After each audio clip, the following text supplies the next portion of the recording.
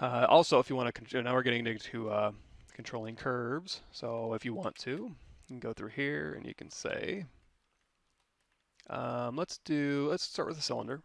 We're going to simplify the cylinder. So we're going to go to initialize, and then we're going to say h divides of like 12, and then v divides of like 4, and that gives us a nice simple cylinder here. You can make an insert mesh brush out of this if you want to, but what I'm going to do is just hit W and then control drag out a copy, control drag out a copy, control drag out a copy. And this will be where I want my curve to go. And then you can also go through here and you can say, you know what, I want this one to be, actually let's do this. Let's do auto groups and then hit W, control tap this one.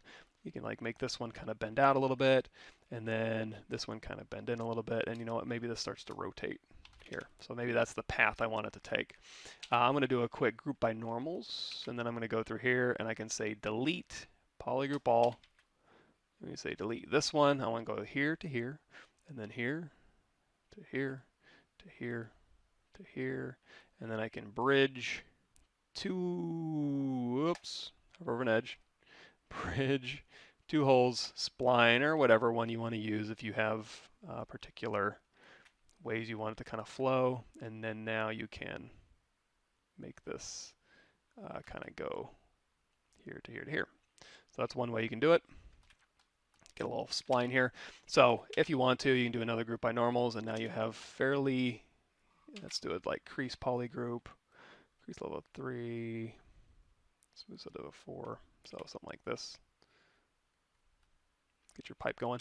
And then if you want to model some details on this pipe, what you can do is, there's so many things you can do. So this is one way to make a pipe that's simple, or a wire, and then from this you can do all sorts of crazy things. So let's talk about that, and then we'll get into z-spheres and how to control those curves. So for example, on this one we want to detail it out a little bit. We want to put like maybe a lump in here where there's maybe a conduit or something, so we can go through here. We'll say polygroup polyloop here, oops. And we can say inset polygroup all, and then we can say qmesh polygroup all. We'll give it a little lump in here. And I don't want to crease that, or you know what, maybe I do. Let's say crease PG. There we go. So maybe you do want to crease that, or if you don't want to crease that, but you do want to tighten it up just a little bit, let's say qmesh here. You can say just put a little bevel on there, just to kind of loosen that up a little bit, and then maybe put in an insert. So we can hit D and C, like we can put an insert and just kind of just put in some control loops a little bit. So if you need a little bit more control, you can do that. Now let's say you